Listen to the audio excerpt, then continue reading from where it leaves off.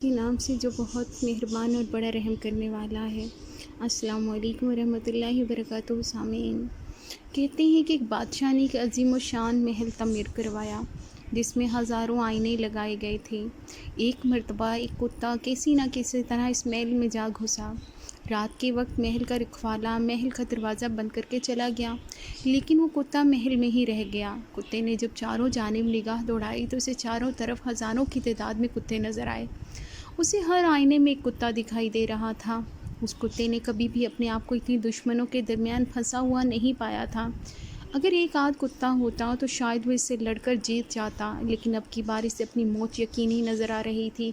کتا جس طرف بھی آنکھ اٹھاتا اسے کتے ہی کتے نظر آتے تھے۔ اوپر اور نیچے چاروں طرف کتے ہی کتے تھے۔ کتے نے بھونک کر ان کتوں کو ڈرانا چاہا۔ دھیان رہے، آپ جب بھی کسی کو ڈرانا چاہتے ہیں آپ خود ڈرے ہوئے ہوتے ہیں، ورنہ کسی کو ڈرانے کی ضرورت ہی کیا ہے۔ جب کتے نے بھونک کر ان کتوں کو ڈرانے کی کوشش کی تو وہ لاکھوں کتے بھی بھونکنے لگے۔ اس کی نس نس کانپ اٹھی اور اسے محسوس ہوا کہ اس کے بچنے کا کوئی راستہ نہیں، کیونکہ وہ چاروں طرف سے گھر چکا تھا۔ آپ اس کتے کا درد نہیں سمجھ سکتے۔ جب صبح چوکیدار نے دروازہ کھولا تو محل میں کتے کی لاش پڑی تھی۔ اس محل میں کوئی بھی موجود نہ تھا جو اسے مارتا۔ محل خالی تھا، لیکن کتے کے پورے جسم میں زخموں کے نشان تھے۔ وہ خون میں لت پت تھا۔ اس کتے کے ساتھ کیا ہوا؟ خوف کے عالم میں کتا بھونکا، چھپٹا، دیواروں سے ٹکرایا اور مر گیا۔ آپ نے کبھی غور کیا کہ آپ کے سبھی تعلقات، سبھی حوالے آئینوں کی مانند ہیں؟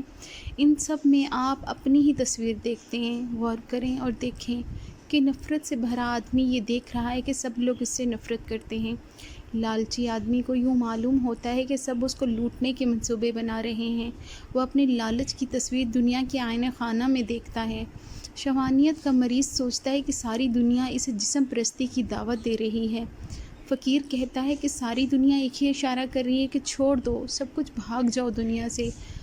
آپ جو کچھ بھی ہیں وہی کچھ آپ کو اپنے چاروں طرف دکھائی دیتا ہے، اور سارا جگ آئینہ ہے جس میں آپ کو اپنا آپ ہی دکھائی دے رہا ہوتا ہے۔ جزاک اللہ۔ خوش رہیں، مسکراتے رہیں۔